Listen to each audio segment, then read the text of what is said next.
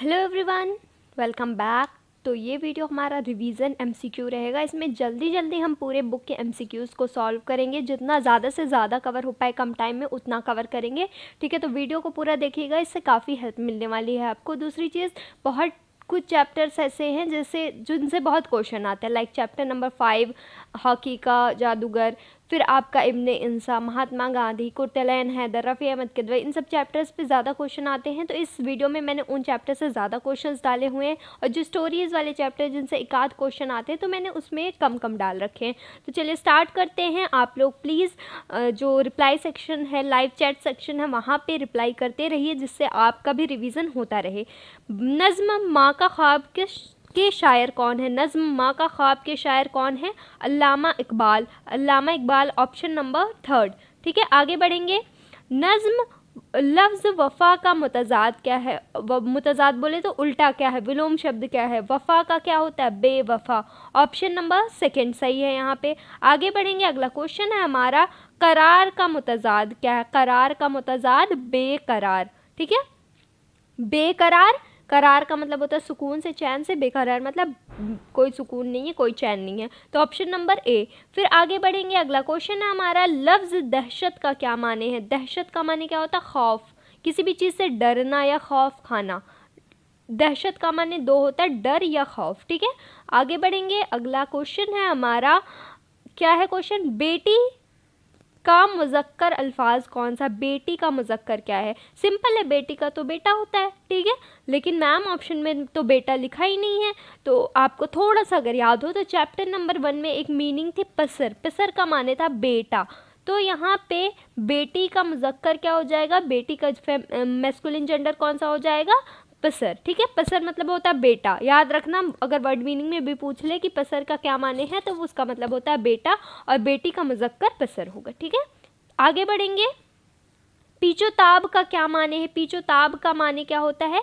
बेकरार होना। ठीक है, बेचैन होना या बेकरार होना। पीछोताब मतलब बेचैन या बेकरार होना। अगला है हमारा, इज़्तिराब का सही माने। इज़्तिराब का माने प्रीवियस ईयर क्वेश्चन में भी आ चुका है। इज़्तिराब का माने होता है बेचैन। ठीक है, पीछोताब मतलब बेकरार होना, इज़्तिराब माने बेचैन। आगे देखेंगे, अल्लामा इकबाल की पैदाइश कहाँ हुई? अल्लामा इकबाल की पैदाइश हुई थी सियालकोट में। कहाँ हुई थी? सियालकोट में। ये सियालकोट उस वक्त पंजाब में था। जब उनकी पैदाइश हुई थी उस वक्त पंजाब में था। अब ये सियालकोट पाकिस्तान में है। ठीक है, पंजाब के पाकिस्तान के पंजाब में है। तो ये अभी के लिए पाकिस्तान में, लेकिन जब उनकी पैदाइश हुई थी तो इंडिया पाक एक ही थे। तो सियालकोट पंजाब में था, पाकिस्तान में। आगे बढ़ेंगे, अगला क्वेश्चन है हमारा, अल्लामा इकबाल की पैदाइश कब हुई? उनकी पैदाइश कब हुई? आपको सन बताना है। उनकी पैदाइश हुई थी, कब हुई थी? 9 नवंबर 1877। 9 नवंबर 1877 में उनकी पैदाइश हुई थी, और उनका इंतकाल हुआ था 21 अप्रैल 1938। प्लीज़ ये डेट्स याद रखिएगा, क्वेश्चन आ चुके हैं अल्लामा इकबाल पे तो बहुत ज़्यादा ही क्वेश्चन आते हैं। तो 21 अप्रैल 1938 में इनका इंतकाल हुआ था। ठीक है, पैदाइश कहाँ हुई थी? सियालकोट में हुई थी। इंतकाल कहाँ हुआ था? लाहौर में। लाहौर पाकिस्तान में है। लाहौर में इनका इंतकाल हुआ था 21 अप्रैल 1938 में। बात समझ में आ गई? पैदाइश हुई थी सियालकोट 9 नवंबर 1877, 21 अप्रैल 1938 में इंतकाल हुआ लाहौर में। तो किस उम्र में इंतकाल हुआ उनका? 60 बरस की उम्र में इनका इंतकाल हुआ था। 60 की एज के आसपास इनकी डेथ हुई थी। ठीक है, 60 बरस की उम्र में इंतकाल हुआ था।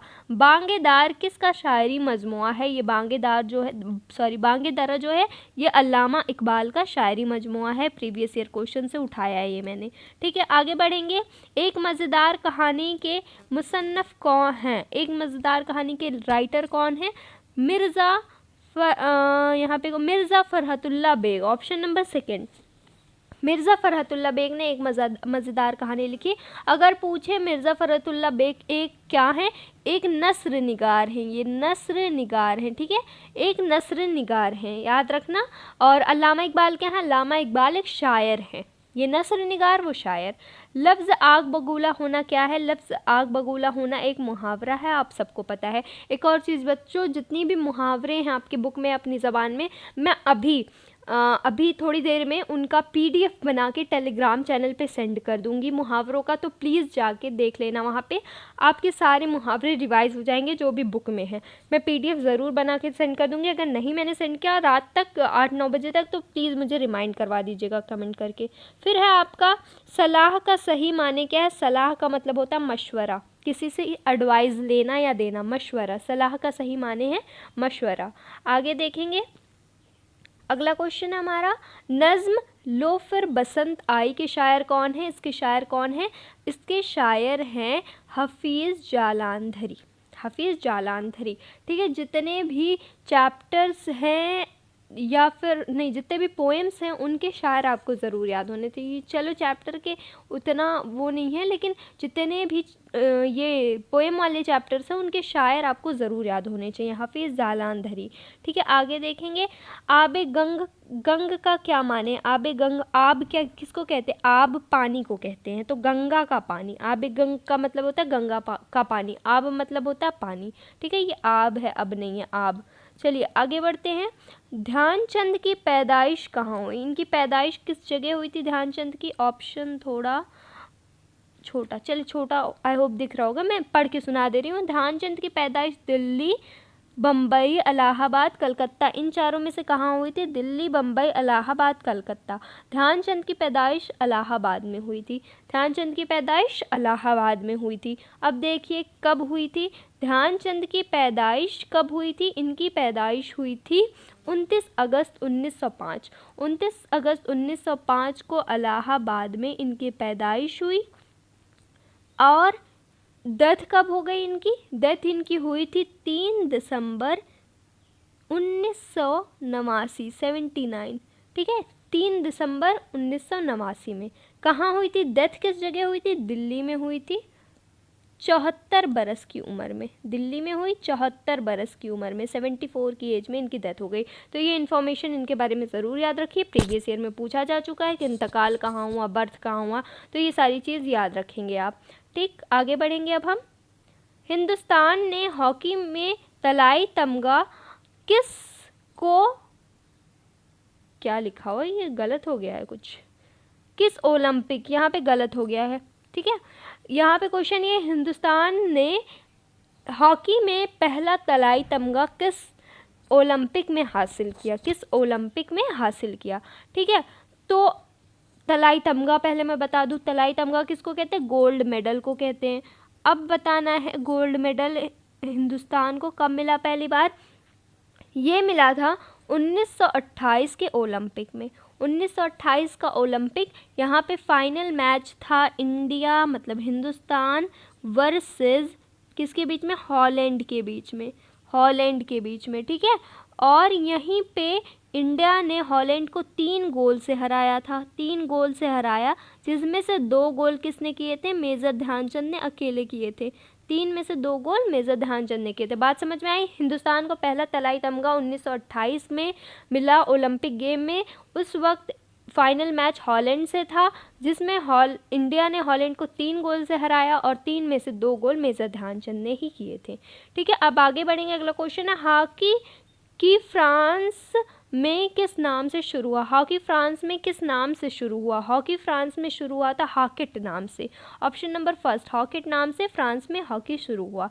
फिर क्या है, हॉकी के ज़ाब्ते किस मुल्क में बनाए गए? हॉकी के ज़ाब्ते किस मुल्क में बनाए गए? ज़ाब्ते बोले तो ज़ाब्ते का माने होता कानून, ज़ाब्ते का माने होता है कानून, तो इसके कानून जो है हॉकी के रूल रेगुलेशन जो बने वो इंग्लैंड में बने, ठीक है। हॉकी में जो कानून है वो इंग्लैंड में बने। अभी आगे क्वेश्चन मैं और करा रही हूँ, कुछ क्वेश्चन मैं यहाँ से करा रही हूँ क्योंकि फिर से वो सेम क्वेश्चन मुझे टाइप करना पड़ेगा, ऑलरेडी बना हुआ था पीपीटी, तो मैं यहाँ से करा दे रही हूँ। हॉकी टीम में कितने खिलाड़ी होते हैं? हॉकी टीम में टोटल 11 खिलाड़ी होते हैं, ठीक है। आगे देखेंगे, हॉकी का मैदान डैश गज लंबा और डैश गज चौड़ा होता है। हॉकी का मैदान क्या होता है, कितने गज चौड़ा होता है और कितने गज लंबा होता है, ये आपने बताना है। ये 100 गज लंबा होता है और 60 गज चौड़ा होता है। देखो 100 गज लंबा होता है, 60 गज चौड़ा होता है। अगर आपसे यहाँ पे गज की जगह मीटर पूछ ले तो मीटर में मैं बता देती हूँ कि लंबा कितना होता है, 91 मीटर लंबा होता है, और कितना मीटर चौड़ा होता है, 54 मीटर चौड़ा होता है। ठीक है, फिर से सुन लो, अगर गज में पूछेगा तो 100 गज लंबा, 60 गज चौड़ा, चौड़ाई 60 रहेगी, लंबाई 100 रहेगी। अगर मीटर में पूछ ले गज की जगह तो 91 मीटर लंबा, 54 मीटर क्या है, 54 मीटर चौड़ा। ठीक है, आगे बढ़ेंगे। अब देखते हैं हिंदुस्तान का पहला हॉकी क्लब कहाँ बनाया गया। हिंदुस्तान का पहला हॉकी क्लब बना कलकत्ता में। किस सन में बना, 1885। ये भी बहुत इंपॉर्टेंट है कि हिंदुस्तान का पहला हॉकी क्लब किस सन में बनाया गया, 1885 में बनाया गया। बात समझ में आ गई? आई होप समझ में आ गई होगी। एक और चीज़ मैं लास्ट इन्फॉर्मेशन इस चैप्टर से दे दूँ, प्लीज़ इसको ध्यान से सुनिएगा कि ध्यानचंद को हॉकी टीम का कैप्टन कब बनाया गया। 1936 में बनाया गया था। ध्यानचंद को हॉकी टीम का कैप्टन 1936 में बनाया गया था। ये क्वेश्चन में डाल नहीं रही, बस आप लोग इसको लिख लो, सही से याद कर लो कि हॉकी टीम का कप्तान ध्यानचंद को 1936 में बनाया गया था। ठीक है, 36 में ही बर्लिन का ओलंपिक था। बर्लिन का ओलंपिक 36 में था। बर्लिन कहाँ है, जर्मनी में है। तो 1936 में बर्लिन ओलंपिक था और यहीं पे उनको, इसी मैच में उनको क्या बनाया गया, हॉकी टीम का कप्तान बनाया गया था। ठीक है, इस बर्लिन ओलंपिक में भी इंडिया ही जीता था। बात समझ में आ गई? अब आगे बढ़ते हैं और क्वेश्चंस को कवर कर लेते हैं जल्दी जल्दी। नज़्म दिवाली के दीप जले के शायर कौन है? इस नज़्म के शायर कौन है? इस नज़्म के शायर हैं रघुपति सहाय फिराक गोरखपुरी। मैंने नाम ही साथ में लिख दिया, देखो ये इनको कहा जाता है फिराक गोरखपुरी। एक बार क्वेश्चन पूछा जा चुका है कि फिराक गोरखपुरी का असली नाम क्या है, तो रघुपति सहाय। याद रखना, फिराक गोरखपुरी रघुपति सहाय इनका पूरा नाम है। तो अगर आपसे पूछ ले फिराक गोरखपुरी का असली नाम क्या है तो रघुपति सहाय है। और दिवाली के दीप जले नज़्म के शायर यही हैं। आगे बढ़ेंगे, अगला क्वेश्चन है हमारा, क्या है अगला क्वेश्चन, सही इमला बताइए। इमला सही बताना है, स्पेलिंग सही बताना है। निशात का ये वाला सही, ऑप्शन नंबर सेकंड, नून सीन शीन अलिफ और तो। ठीक है, निशात का ये वाला सही है इमला। फिर अगला क्वेश्चन है आपका, सबक कुंदन लाल सहगल के मुसन्नफ़ कौन है? कुंदन लाल सहगल के मुसन्नफ़ कौन है? सरद दत्त। ये कुंदन लाल सहगल जो वर्ड है उसको शॉर्ट में KL सहगल कहा जाता है। तो अगर आपसे पूछ ले KL सहगल का पूरा नाम क्या है तो Kundan, K for Kundan, L for Lal, Kundan Lal Sehgal. ठीक है, आगे बढ़ेंगे। फिर आपका अगला क्वेश्चन देखिए क्या है। अगला क्वेश्चन आपका, शरत चंद्र चटर्जी की नावल पर बनी पहली फिल्म का क्या नाम था? शरत चंद्र चटर्जी की नावल पे बनी पहली फिल्म का नाम था दुनिया पावना। दुनिया पावना सेकंड। ठीक है, मैंने प्रीवियस ईयर क्वेश्चन का भी वन शॉट करा रखा है। जिन लोगों ने नहीं देखा है, वन शॉट की प्लेलिस्ट आपको डिस्क्रिप्शन में मैं दे रही हूँ, कमेंट सेक्शन में जाके प्रीवियस ईयर क्वेश्चन भी ज़रूर देख लेना। इसमें भी प्रीवियस ईयर क्वेश्चन है लेकिन वो पार्टिकुलरली प्रीवियस ईयर क्वेश्चन पे बना हुआ है। तो दुनिया पावना शरत चंद्र चटर्जी पे बनी नावल पे बनी पहली फिल्म थी।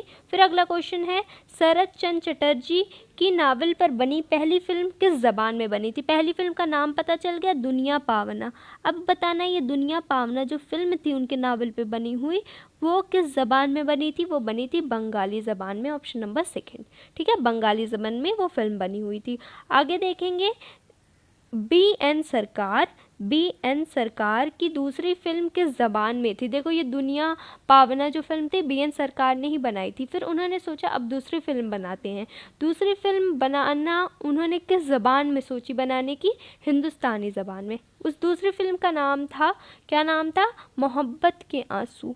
मोहब्बत के आंसू। ध्यान से सुनना, BN सरकार की जो एक फिल्म थी दुनिया पावना वो बंगाली ज़बान में, उसकी स्टोरी कहाँ से ली गई थी? शरत चंद्र चटर्जी के नावल से ली गई थी। फिर दूसरी फिल्म उन्होंने बनाने का सोचा मोहब्बत के आंसू, जो कि हिंदुस्तानी ज़बान में बनाने का सोचा था उन्होंने।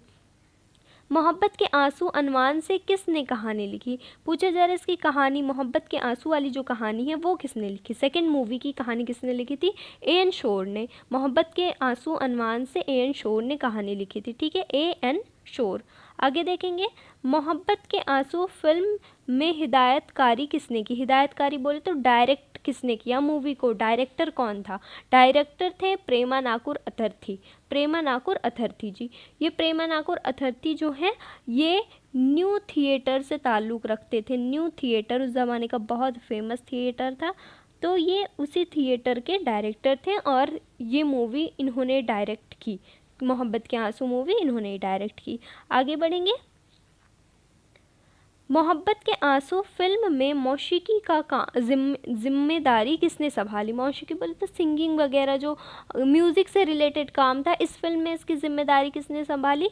इसमें संभाली थी आरपी बुराल ने। बच्चों कंफ्यूज नहीं होना, पेन कॉपी लेके बैठना, लिखते जाओ, 1 सेकंड ज़्यादा टाइम नहीं लगेगा, बस 2-4 मिनट में याद हो जाएगा। 2-3 बार देखते रहोगे ना पेपर जाने से पहले तो याद हो जाएगा। ये किसने मौसीकी की जिम्मेदारी संभाली? आरपी बुराल ने। ज़्यादा लोड नहीं लेना, नहीं याद हो रहा छोड़ देना, कोई इतना भी वो नहीं है। फिर आगे देखेंगे मोहब्बत के आंसू फिल्म कब और कहाँ रिलीज़ हुई? ये फिल्म रिलीज़ हुई थी, ये ज़रूरी है या नहीं, इस पे ध्यान देना। ये फिल्म रिलीज़ हुई थी 1932 में इलाहाबाद। 1932 में इलाहाबाद में ये फिल्म रिलीज़ हुई थी। मोहब्बत के आंसू फिल्म कहाँ रिलीज़ हुई पहली बार? 1932 में इलाहाबाद। फिर अगला क्वेश्चन है, फिल्म मोहब्बत के आंसू को पहली बार किस सिनेमा टॉकीज़ में दर्शाया गया? देखो टाइप नहीं हो पाया इसका ऑप्शन, मैं बता रही हूँ कौन सी टॉकीज़ थी। सॉरी मेरे पास पेन सही नहीं है। संभर टॉकीज़ करके एक था, शीन मीम भर। शंभर टॉकीज़ में इस फिल्म को पहली बार दिखाया गया। टॉकीज़ कहाँ है अभी बताया मैंने, इलाहाबाद में 1932 में। इलाहाबाद में 1932 में। तो संभर टॉकीज़, शीन मीम भर ऐसे लिख के आएगा तो समझ जाना। आगे देखेंगे आप क्वेश्चन, नज़्म शबनम के शायर ने लिखी है। नज़्म शबनम के शायर ने लिखी है रोश सिद्दीकी। रोश सिद्दीकी का पूरा नाम रोशन सिद्दीकी है, तो रोश सिद्दीकी ने नज़्म शबनम लिखी है। फिर अगला देखो, शबनम का माने क्या है? ये जो आपके चैप्टर का नेम है शबनम, उसका माने क्या है? उसका नाम, उसका मतलब होता ओस, ओस की बूंदें। ठीक है, ठंड में जो ओस पड़ती है उसी की बूंद को कहते हैं शबनम। आगे देखेंगे, ना हुई करौली किस नावल से माखूज है? ना हुई करौली किस नावल से माखूज है? ये कौन सा क्वेश्चन है? हो हाँ, ये क्वेश्चन ना हुई करौली किस नावल से माखूज है, मतलब ये जो ना हुई करौली स्टोरी लिया गया है, चैप्टर नंबर 3 आपके बुक का स्टोरी लिया गया है, वो किस नावल से ली गई है? वो फसाना आज़ाद से ली गई है। फसाना आज़ाद नावल से ली गई है। और इस फसाना आज़ाद नावल को लिखने वाले कौन है? पंडित जी, जिन्होंने स्टोरी लिखी है उसी में नावल भी लिखी है। ये क्वेश्चन दरअसल बीच में आ गया, मैं चैप्टर वाइज करा रही थी, पता नहीं कैसे बीच में आ गया, सो थोड़ा सा डिस्टर्बेंस। फिर से मैं बताती हूँ, देखें, ना हुई करौली जो चैप्टर नंबर 3 है आपके बुक का, ये किस नावल से लिया गया? फसाना आज़ाद से। और पंडित जी इसके राइटर हैं कौन से पंडित जी? पंडित रतन नाथ सरसार। पंडित रतन नाथ सरसार ही फसाना आज़ाद नावल के राइटर है। सबसे मेन मुद्दा बताने का ये था कि फसाना आज़ाद नावल पूछ ले किसका लिखा हुआ है, तो पंडित रतन नाथ का। पंडित रतन नाथ ने ये नावल लिखी है। ठीक है, आगे देखेंगे, अगला क्वेश्चन है हमारा, क्या है क्वेश्चन? सूरज की गर्मी से शबनम की बूंदें हो जाती हैं। सूरज की गर्मी से शबनम की बूंदें गायब हो जाती हैं। क्या हो जाती है? गायब हो जाती हैं, आपकी बुक में दिया गया है। फिर से सुन लो, सूरज की गर्मी से शबनम की बूंदें गायब हो जाती हैं। फिर है आपका क्वेश्चन, सूरज का मुतरादिफ क्या है? मुतरादिफ बोले तो सिनोनिम, पर्यायवाची शब्द क्या है? ठीक है, खुर्शीद। खुर्शीद क्या है? सूरज का पर्यायवाची शब्द है, मुतरादिफ है। खुर्शीद का मतलब भी सूरज ही होता है। ठीक है, खुर्शीद का नाम ही, सूरज का नाम ही खुर्शीद है। लफ्ज़ ज़ेर खैर खबर की जमा क्या है? लफ्ज़ खबर की जमा क्या है? किसी बच्चे ने शायद कमेंट किया था कि खबर की जमा अखबार होता है क्या, पता नहीं मैं रिप्लाई कर पाई या नहीं, मेरे दिमाग में ये क्वेश्चन है। खबर का जमा अखबार नहीं होता, खबरें होता है। खबर का जमा खबरें, अखबार नहीं होता है इसका जमा। ठीक है, तो ये डाउट क्लियर रखिएगा। पता नहीं मैंने आपको रिप्लाई दिया था या नहीं, अगर आप वीडियो देख रहे होंगे तो प्लीज़ क्लियर रहिएगा, खबर की जमा खबरें होती हैं। ठीक है, आगे बढ़ेंगे। मगरिब का मुतज़ाद क्या होता है? मगरिब का मुतज़ाद क्या होता है? मशरिक। मगरिब का मुतज़ाद मशरिक। ठीक है, आगे बढ़ेंगे। इब्न इंसा को चीज़ में महारत थी। इब्ने इंसा क्या थे? शायर भी थे और नश्र निगारी भी करते थे। ठीक है, छोटे छोटे स्टोरीज़ भी लिखते थे और वो शायर भी थे। तो शायरी और नस्र निगारी दोनों में ही इब्ने इंसा को महारत थी। ठीक है, फिर देखेंगे आगे। आगे क्या है आपका क्वेश्चन? हालात, वाक़यात, जज्बात और मुशाहदत का जिस चीज़ में तफसील से ज़िक्र किया जाए उसे क्या कहते हैं? इसे कहते हैं सफ़रनामा।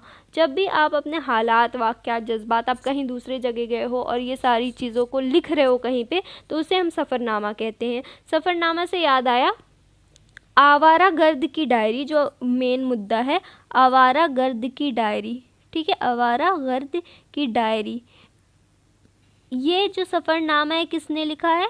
ये लिखा है इब्ने इंसा ने। इब्ने इंसा की लिखी हुई ये सफ़रनामा है, तो इसको याद रखिएगा। आवारा गर्द की डायरी किसका लिखा हुआ है? इब्ने इंसा का है। फिर आगे देखें, मौलवी महबूब आलम किस अखबार से ताल्लुक़ रखते थे? ये चैप्टर में बताया गया है आपके इब्ने इंसा वाले चैप्टर में कि मौलवी महबूब आलम पैसा अखबार से ताल्लुक़ रखते थे। ठीक है, इब्ने इंसा जी ने इनका जिक्र किया है। फिर देखें, मुश्ताक अहमद यूसुफ़ी इब्ने इंसा के कौन थे? ये इब्ने इंसा का दोस्त थे जो जर्मनी में इनके साथ गए थे। तो आपसे क्वेश्चन पूछ सकता है कि इस सफ़रनामे में इब्ने इंसा के साथ उनके कौन से दोस्त गए थे? तो वो थे मुश्ताक अहमद यूसुफ़ी। ठीक है, याद रखेंगे आप लोग प्लीज़। आगे बढ़ते हैं, क्या है अगला क्वेश्चन? फ़रोख्त करने से आप क्या समझते हैं? फ़रोख्त मतलब होता है किसी जगह पे रुकना, ठहरना, क़याम करना। बेसिकली क़याम करना ही होता है। जैसे होटल में उन्होंने क़याम किया था, तो इसके लिए ये वर्ड इस्तेमाल किया। बात समझ में आई? फिर आपका क्वेश्चन है, नज़्म ख्वाब आज़ादी के शायर कौन है? मैं बार बार रिपीट कर रही हूँ बच्चों, गिव मी 1 मिनट टाइम, कि ये वीडियो देखने के अलावा आप प्रीवियस ईयर का 1 शॉट और एक उर्दू ग्रामर का, नहीं उर्दू ग्रामर का रहने दो, 1 शॉट प्रीवियस ईयर का कर लो, वहाँ पे उर्दू ग्रामर सारी चीज़ें कवर है, तो उससे हो जाएगा। ये जो वीडियो, इससे आपके टेक्स्ट बुक वाले सारी चीज़ें क्लियर हो रही हैं, तो वो वीडियो ज़रूर देख लीजिएगा। जिन लोगों ने नहीं देखी है, प्रीवियस ईयर में से बहुत सारे क्वेश्चन उर्दू में रिपीट होते रहते हैं। तो चलें पढ़ते हैं। नज़्म ख्वाब आज़ादी के शायर कौन है? नज़्म ख्वाब आज़ादी के शायर हैं Shaukat Thanvi. Option number first, जल्दी जल्दी करेंगे। लफ्ज़ असीर का माने क्या है? लफ्ज़ असीर का माने होता है कैदी। Option number first. ठीक है, लफ्ज़ असीर का माने कैदी। इसका अगर पूछे मुतज़ाद, असीर का मुतज़ाद क्या होगा, तो आप बताओगे आज़ादी। इसका मुतज़ाद क्या हो जाएगा? आज़ादी, क्योंकि असीर का मतलब होता है कैदी। आगे देखेंगे, ऐसी नज़्म जिसमें या जिसको पढ़कर क्या है, अख्तियार हंसी मुस्कुराहट आ जाए और माशरे की फैली हुई खराबियों पर चोट भी की जाए, उसे क्या कहते हैं? ऐसी नज़्म मतलब उससे हंसी मजाक भी हो रहा है लेकिन वो बहुत अच्छा कोई लेसन दे रहा होता है, तो ऐसी नज़्म को क्या कहते हैं? ऐसी नज़्म आपके बुक में ही है। कौन सा, इससे क्या कहते हैं? उसे कहते हैं तंज़िया नज़्म, मतलब हम तंज़ करते हैं। ठीक है, तंज़ के बहाने हम हंसते हंसते किसी को तंज़ कर रहे, सैविज वाला जो होता है। ठीक है, तो तंज़िया नज़्म होती है वो जिसमें हंसी भी हो और सबक भी हो। हज़रत महल का असली नाम क्या था? Mohammadi Begum. Option number second. आगे बढ़ेंगे, हज़रत महल किस की बेगम थी? ये थी नवाब वाजिद अली शाह की बेगम। Option number first. आगे देखेंगे, हज़रत महल पार्क पहले किस नाम से जाना जाता था? पहले बता दूं, हज़रत महल पार्क कहाँ है? हज़रत महल पार्क है लखनऊ में, गोमती नदी के किनारे। तो याद रखना, लखनऊ में गोमती नदी के किनारे कौन सा पार्क है? अगर क्वेश्चन पूछ लिया, आपके बुक से ही पूछेगा, जाहिर है, वो है हज़रत महल पार्क। ठीक है, तो पहले उसका नाम क्या था? विक्टोरिया पार्क था उसका नाम। पहले अंग्रेज़ों ने उसका नाम रखा था विक्टोरिया पार्क, बाद में उसका नाम चेंज करके हज़रत महल रखा गया। फिर क्या है, हिंदुस्तान ने बगावत का आलम कब बुलंद किया? हिंदुस्तान में बगावत का आलम बुलंद हुआ था 10 मई 1857 में। 10 मई 1857 में। ठीक है, इसी 10 मई 1857 को कहते हैं आज़ादी की पहली जंग। आज़ादी की पहली जंग, अगर क्वेश्चन आपसे इस तरीके से पूछ ले कि आज़ादी की जंग कब हुई थी, तो 1857 में। बात समझ में आ गई? आगे बढ़ेंगे, हज़रत महल और वाजिद अली शाह के बेटे का क्या नाम था? हज़रत महल का जो बेटा था उनका क्या नाम था? उनका नाम था बिरजीस कद्र। क्या नाम था? बिरजीस कद्र। ठीक, याद रखिएगा नाम प्लीज़। बिरजीस कद्र की तख्त पोशी कब हुई, उनकी तख्त पोशी हुई थी 5 जुलाई 1857। ईयर सेम है, बस डेट चेंज है, ठीक है। 5 जुलाई 1857 में ही बिरजेश कद्र की तख्त पोशी हुई थी। डेट नहीं याद हो रहा तो कम से कम ईयर याद कर लो। 1857 में आज़ादी की पहली जंग हुई थी और 1857 में ही बिरजेश कद्र की तख्त पोशी भी हुई थी। आगे बढ़ेंगे। बेगम हजरत महल का इंतकाल कहाँ हुआ, इनका इंतकाल हुआ था काठमांडू में, नेपाल। काठमांडू नेपाल, हिंदुस्तान में इनका इंतकाल नहीं हुआ, काठमांडू नेपाल में ही इनका इंतकाल हुआ और वहीं पे उनकी कब्र बनी हुई है। आगे देखेंगे। सबक वतन की तरफ वापसी के मुसन्नफ कौन है, मुसन्नफ बोले तो राइटर। इसके राइटर कौन है, ये जो है लाइन वो गांधी जी ने खुद ही लिखी हुई है, तो इसके राइटर जो हैं वतन की तरफ वापसी के वो महात्मा गांधी खुद ही हैं, ठीक है। बस उसका तर्जुमा में उर्दू में किया गया, मैं अभी आगे बताती हूँ। तो अगर आपसे पूछा जाए ये सबक वतन की तरफ वापसी के राइटर कौन है, महात्मा गांधी खुद ही है, मुसन्नफ, ठीक है। महात्मा गांधी जनूबी अफ्रीका में क्या काम करते थे, प्रीवियस ईयर में पूछा गया। वो वकालत करते थे। उन्होंने वकालत की पढ़ाई, देखो वकालत को बैरिस्ट्री भी कहते हैं, बैरिस्ट्री बोलेंगे इंग्लिश में अगर आ गया तो। वकालत की पढ़ाई जो थी, बैरिस्ट्री जो थी, वो कहाँ से की थी, इंग्लैंड से की हुई थी। इंग्लैंड से उन्होंने पढ़ाई की हुई थी।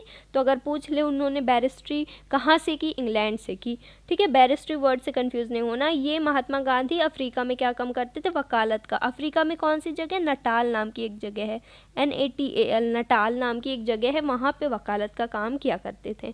आगे बढ़ेंगे। गांधी जी किस जहाज़ से कलकत्ता आए थे, कहाँ उतरे थे गांधी जी, कलकत्ता उतरे थे। किस जहाज़ से आए थे, पिंगोला, ठीक है। पंगोला नाम की जहाज़ थी। 1896 में गांधी जी अफ्रीका से हिंदुस्तान आए थे, 1896, डेट भी याद रखना। पंगोला जहाज़ से वो उतरे थे।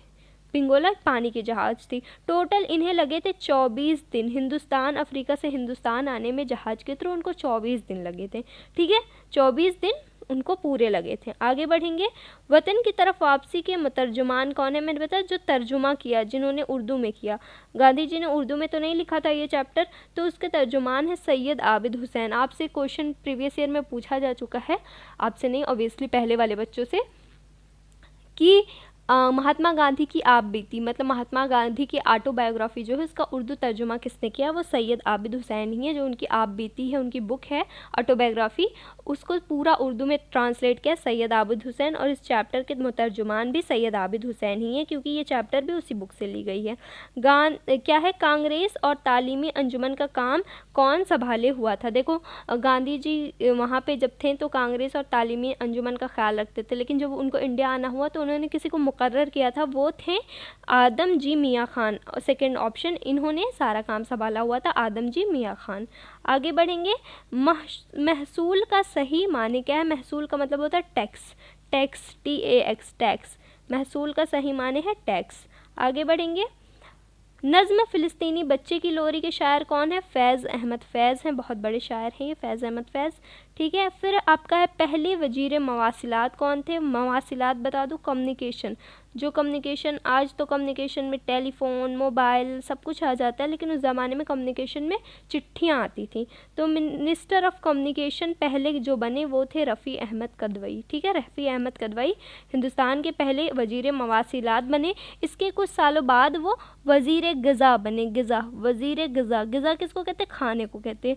तो वो थोड़े वक्त के लिए वज़ीर ग़िज़ा भी बने थे। अगर बाई चांस क्वेश्चन पूछ ले कि रफ़ी अहमद क्या क्या थे, तो वो एक बार वज़ीर मवासिलात और एक बार वज़ीर ग़िज़ा बन चुके हैं।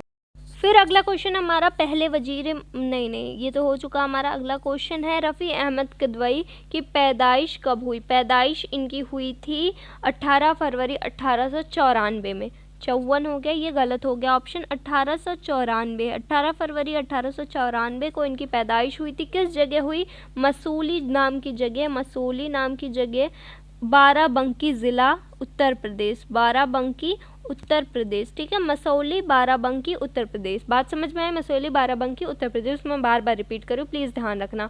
डॉक्टर को इतवार के दिन छुट्टी किस, ये गलत हो गया, डॉक्टर नहीं था यहाँ पे क्या लगाना था, जो चिट्ठियाँ पहुँचाते हैं उनको छुट्टी, इतवार के दिन छुट्टी किसने दिलवाई, ठीक है। जो पोस्ट आपका एक जगह से, डाकिया, बेसिकली डाकिया वर्ड नहीं याद आ रहा था मुझे। डाकिया जो होते हैं उनको इतवार के दिन पहले छुट्टी नहीं मिलती थी। इन्हें छुट्टी किसने दिलवाई, रफ़ी अहमद कदवई ने। जब ये वजीर मवासिलात थे, मिनिस्टर ऑफ कम्युनिकेशन थे, तो उसी दौरान इन्होंने इतवार के दिन डाकियों को छुट्टी दिलवाई। फिर आगे देखें, रफ़ी अहमद किदवई ने कौन सी तहरीक चलाई? इन्होंने चलाई ज़्यादा अनाज उगाओ। ठीक है, जब ये वज़ीर ग़िज़ा थे तो अनाज की कमी हो रही थी देश में, इन्होंने क्या किया, ज़्यादा अनाज उगाओ का नारा दिया और ये तहरीक चलाई थी। तो याद रखना, ज़्यादा अनाज उगाओ किसने स्टार्ट किया था? रफ़ी अहमद किदवई ने। रफ़ी अहमद किदवई के वालिद का क्या नाम था? इम्तियाज़ अली, शेख इम्तियाज़ अली ख़ान। ठीक है, आगे बढ़ेंगे। रफ़ी अहमद किदवई ने अपने वालिद अपनी आला तालीम कहाँ से मुकम्मल की? अपनी आला तालीम इन्होंने मुकम्मल की थी अलीगढ़ से। देखो, बेसिक तालीम जो थी अपने गांव से ही पूरी की उन्होंने। हाई स्कूल तक उन्होंने क्या किया, अपने गांव के प्राइमरी स्कूल से ही पढ़ाई की, हाई स्कूल तक। फिर वो अलीगढ़ में आला तालीम के लिए, हायर एजुकेशन के लिए चले गए। आगे देखेंगे अब हम कुर्तलैन हैदर वाला चैप्टर है और कुछ और 2-4 चैप्टर डिस्कस कर लेते हैं। चलिए, सबसे पहला क्वेश्चन देख लीजिए, कुर्तलैन हैदर के वालिद का क्या नाम था? कुर्तलैन हैदर के वालिद का नाम था Syed Sajjad Haider Yildirim. Syed Sajjad Haider Yildirim, option number 2। ठीक है, यही सैयद सजाद हैदर यिल्डिरिम जब अलीगढ़ मुस्लिम यूनिवर्सिटी 1920 में बनी तो उसके पहले रजिस्ट्रार बने। ठीक है, फर्स्ट रजिस्ट्रार थे ये। बात समझ में आई? सैयद सजाद हैदर यिल्डिरिम अलीगढ़ मुस्लिम यूनिवर्सिटी के पहले रजिस्ट्रार थे। अलीगढ़ मुस्लिम यूनिवर्सिटी कब बनी? 1920 में बनी। पहले कॉलेज था वो, फिर 1920 में वो एक सेंट्रल यूनिवर्सिटी बनी। ठीक है, कुर्तलैन हैदर की वालिदा का क्या नाम था? कुर्तलैन हैदर की वालिदा का नाम था नज़र सजाद हैदर यिल्डिरिम। नज़र सजाद हैदर यिल्डिरिम। ठीक है, ऑप्शन नंबर 2। फिर आगे बढ़ेंगे, ये जो इनके माँ बाप थे दोनों, सैयद सजाद हैदर यिल्डिरिम और नज़र सजाद हैदर यिल्डिरिम, ये दोनों मारूफ लिखने वाले थे, मतलब बहुत फेमस राइटर थे। मारूफ मतलब फेमस। कुर्तलैन हैदर का मशहूर नावल आग का दरिया किस सन में शाये हुआ? कुर्तलैन हैदर का जो नावल था आग का दरिया, वो शाये हुआ 1959 में। छपा कब? 1959 में छपा ये। ठीक है, ये सबसे फेमस नावल है आग का दरिया, जिसमें उन्होंने किस बात का जिक्र किया है? हिंदुस्तान और पाकिस्तान जो एक दूसरे से जुदा हुए, एक दूसरे में अलग अलग बट गए, तो उस दौरान जो तकलीफ़ें लोगों को फेस करनी पड़ी, उन सब के बारे में आग का दरिया में इन्होंने लिखा है। बेसिकली दोनों देशों की यूनिटी की बात की है, लोगों को जोड़ने की बात की है। तो ये 1959 में छपा। फिर कुर्तलैन हैदर का पहला नावल जो था, बच्चों अक्सर कंफ्यूज हो जाते हैं बच्चे कि उनका पहला नावल जो था आग का दरिया था। नहीं, उनका पहला नावल था मेरे भी सनम जाने। सबसे पहला नावल जो इनका कुर्तलैन हैदर का छपा, उसका नाम था मेरे भी सनम जाने, और ये छपा था 1949 में। देखो 10 साल का बस फ़र्क है। 1949 में उन्होंने पहली नावल लिखी मेरे भी सनम जाने, और 10 साल बाद उनका सबसे फेमस नावल आग का दरिया छपा। ठीक है, बात समझ में आ गई? क्लियर रखना। आगे बढ़ेंगे। कुर्तलैन हैदर की विलादत कहाँ हुई? पैदा कहाँ हुई कुर्तलैन हैदर? कुर्तलैन हैदर पैदा हुई थी बच्चों अलीगढ़ में। कहाँ हुई थी पैदा? अलीगढ़ में हुई थी। कब पैदा हुई ये भी याद रखना, 20 जनवरी 1928 में। 20 जनवरी 1928 में ये अलीगढ़ में पैदा हुई। अगर ये नहीं याद हो रहा है ना 20 जनवरी फिलहाल के लिए, तो 1928 याद रखना। हो सकता है ऑप्शन में सिर्फ 1928 वाला आए तो आप लगा दो। ठीक है, तो 20 जनवरी 1928 में अलीगढ़ में ये पैदा हुई थी। ठीक है, बात समझ में आई? फिर आगे देखिए क्या होता है। अलीगढ़ मुस्लिम यूनिवर्सिटी के पहले रजिस्ट्रार क्या है? अलीगढ़ मुस्लिम यूनिवर्सिटी पहले किस नाम से जाना जाता था? अलीगढ़ मुस्लिम यूनिवर्सिटी पहले किस नाम से जाना जाता था? मुस्लिम एंग्लो ओरिएंटल कॉलेज। मुस्लिम एंग्लो ओरिएंटल कॉलेज 1920 से उसका नाम पड़ा है अलीगढ़ मुस्लिम यूनिवर्सिटी। उसके पहले वो एक कॉलेज था, मुस्लिम एंग्लो ओरिएंटल कॉलेज।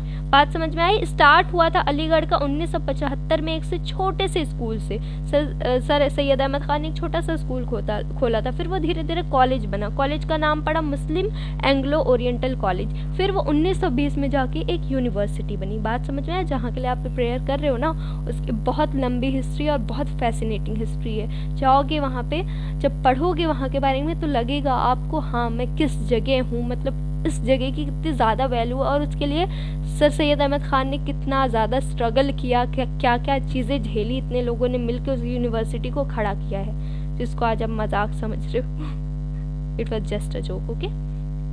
कुर्तलैन हैदर के इब्तदाई तालीम कहाँ से हुई? कुर्तलैन हैदर की इब्तदाई तालीम कहाँ से हुई? इनकी इब्तदाई तालीम हुई देहरादून से। देखो इनकी लाइफ हिस्ट्री, सबसे पहले तो ये अलीगढ़ पैदा हुई, बेचारी घूमी बहुत हैं, अलीगढ़ में पैदा हुई। फिर इसके बाद ये चली गई पोर्ट ब्लेयर, पोर्ट ब्लेयर में बचपना बीता इनका, पोर्ट ब्लेयर में थोड़ा बहुत रही। उसके बाद इनको देहरादून जाना पड़ा पढ़ाई के लिए। इब्तदाई तालीम जो हुई है इनकी देहरादून में ही हुई है, ठीक है। इब्तदाई ज़िंदगी जो शुरू की छोटी मोटी बचपन वाली ज़िंदगी गुजरी वो पोर्ट ब्लेयर में गुजरी। अगर ऐसा क्वेश्चन पूछेगा कि इब्तदाई ज़िंदगी इनकी कहाँ गुजरी तो वो होगा पोर्ट ब्लेयर, ठीक है। चलें अब देहरादून के बाद आगे बढ़ते हैं। कुर्तलैन हैदर ने पहली कहानी एक चीज़ और बता दूं मैं इसमें बात देखो, पहले तो अलीगढ़ में पैदा हुई, बात समझ में आई, फिर पोर्ट ब्लेयर में रही, फिर देहरादून से स्कूलिंग की अपनी। उसके बाद ये बीए करने आ गई लखनऊ। बीए इन्होंने किया लखनऊ से। लखनऊ के किस कॉलेज से? लखनऊ में कॉलेज का नाम था Isabella Thoburn college, Isabella Thoburn college, ठीक है। इजाबेला थॉर्न कॉलेज से इन्होंने बीए की डिग्री ली और एमए की डिग्री ली लखनऊ यूनिवर्सिटी से। एमए की डिग्री ली लखनऊ यूनिवर्सिटी से किस ईयर में इनको? 1947 में इनको, 1947 में जब हमारा देश आज़ाद हुआ तभी इनको एमए की डिग्री मिली। 1947 में इनको एमए की डिग्री मिली लखनऊ यूनिवर्सिटी से। बात क्लियर है? BA Isabella Thoburn college Lucknow का, एमए की डिग्री लखनऊ की ही यूनिवर्सिटी, लखनऊ यूनिवर्सिटी में 1947 में इनको डिग्री मिल गई थी। आगे देख लो, कुर्तलैन हैदर ने पहली कहानी क्या लिखा है? कुर्तलैन हैदर ने पहली कहानी किस उम्र में लिखी? मैं खुद एक्चुअली क्या होता है ना कि मैं बोल के टाइप कर रही होती हूँ तो कुछ चीज़ें गलत हो जाती हैं। किस उम्र में लिखी? पहली कहानी जो कुर्तलैन हैदर ने लिखी थी वो 11 साल की उम्र में लिखी थी। किस उम्र में लिखी थी? सिर्फ 11 साल की उम्र में, ऑप्शन नंबर फर्स्ट। और उस कहानी का नाम था बी चूहिया, उस कहानी का नाम था बी चूहिया, और ये कहानी इन्होंने पहले लिखी थी बच्चों के लिए। आगे बढ़ेंगे, सिर्फ 11 साल की उम्र में है। कुर्तलैन हैदर के अफसानों का पहला मजमुआ किस नाम से जाना जाता? मजमुआ बोले तो कलेक्शन, उनके जो अफसानों की स्टोरीज का जो कलेक्शन छपा वो किस नाम से जाना जाता है? सितारों से आगे, सितारों से आगे, ठीक है, सितारों से आगे। ये छपा 1947 में, जब इनकी एमए की डिग्री मिली उसी साल में ये भी छपा था। एक और बात जो लोगों ने पहले से चैप्टर वैप्टर नहीं पढ़ रखा है, डेट वेट नहीं याद है, तो अभी भाई अपने आप को प्रेशराइज मत करना डेट याद करने के लिए कि जो याद है वो भी भूल जाओ। ये समझ लो डेट को भूल जाओ। जिन्होंने पहले से पढ़ाई नहीं की वो डेट को भूल जाओ, क्योंकि प्रेशराइज करोगे तो जो चीज़ें याद हुई हैं वो भी भूल जाएंगी। तो जिन बच्चों ने पहले पढ़ रखा है उनके लिए तो सही है, लेकिन जिन्होंने नहीं पढ़ा मैं कहूँगी, आपसे रिक्वेस्ट कर रही हूँ कि हाँ डेट पे फोकस नहीं करना, बाकी चीज़ें देख लो। कि पहले मजमुआ, उनका पहला अफसानों का मजमुआ सितारों से आगे के नाम से पब्लिश हुआ था। कुर्तलैन हैदर को क्या लिखा हुआ है? ये साहित्य अकेडमी अवार्ड कब दिया गया? उनको दिया गया 1967 में। 1967 में 2 अवार्ड इनको बहुत फेमस मिले। एक तो साहित्य अकादमी अवार्ड, डेट छोड़ो, साहित्य अकादमी अवार्ड इनको मिला 1967 में। फिर इनको मिला 1990 में ज्ञानपीठ अवार्ड, ज्ञानपीठ अवार्ड, ठीक है। आगे देखो क्या है ये तो दूसरा चैप्टर। एक लास्ट चीज़ मैं बता दूं, इनकी डेथ कब हुई? कुर्तलैन हैदर की डेथ हुई थी 21 अगस्त 2007, 21 अगस्त 2007। और इनकी कब्र, इंतकाल इनका जो हुआ था वो नोएडा में हुआ। और इनकी कब्र कहाँ है? जामिया मिल्लिया इस्लामिया में इनकी कब्र है, इधर हमारे ही तरफ है इनकी कब्र। एक्चुअली यूनिवर्सिटी के बगल में बहुत बड़ा कब्रिस्तान है, बहुत बड़ा कब्रिस्तान है, तो वहाँ पे बहुत सारे लोगों की कब्रें हैं, तो उनमें से एक कब्र कुर्तलैन हैदर की भी है। तो 21 अगस्त 2007 में इनका इंतकाल हुआ और जामिया मिल्लिया इस्लामिया कब्रिस्तान में ही इनको दफनाया गया। आगे बढ़ेंगे, अब देखते हैं गीत ये है मेरा हिंदुस्तान के मुसन्नफ कौन है? ये है मेरा हिंदुस्तान गीत है एक, इसके लिखने वाले कौन है? ज़बीर रिजवी, ज़बीर रिजवी, ऑप्शन नंबर 4, ठीक है। आगे बढ़ो, शकुंतला और मेघदूत किताब किसने लिखी है? कालिदास ने लिखी है। कालिदास हिंदी संस्कृत ज़बान के शायर थे, संस्कृत ज़बान के शायर थे कालिदास। आगे देखिए, हवास कितने किस्म के होते हैं? हवास मीन्स सेंसेस, 5 किस्म के, 5 सेंसेस होते हैं हमारे। सूंघने की कुव्वत, देखने की कुव्वत, फील करने की कुव्वत जो स्किन से फील करते हैं हम, फिर कौन देखने की हो गया, जायके की कुव्वत होती है, सूंघने की कुव्वत, पूरे 5 कुव्वतें होती हैं। मैंने टेलीग्राम चैनल पे एक भेज दिया है, तो उनको देख लीजिए, आपके बुक में है, वो बुक में ही बताया गया, तो उसको एक दफ़ा देख लीजिएगा कि किसको क्या उर्दू में कहते हैं। ठीक है, बस यहीं पे हमारा ये टेक्स्ट बुक वाला क्वेश्चन ख़त्म होता है और मैं यहीं पे वीडियो एंड करती हूँ, क्योंकि वीडियो ज़्यादा लंबी हो जाएगी। मैं फिर से रिक्वेस्ट कर रही हूँ आप सब बच्चों से कि प्रीवियस ईयर वाला वन शॉट ज़रूर देख लेना, बहुत ज़्यादा हेल्प मिलेगी उससे। Thank you everyone, bye bye and all the very best for your examination.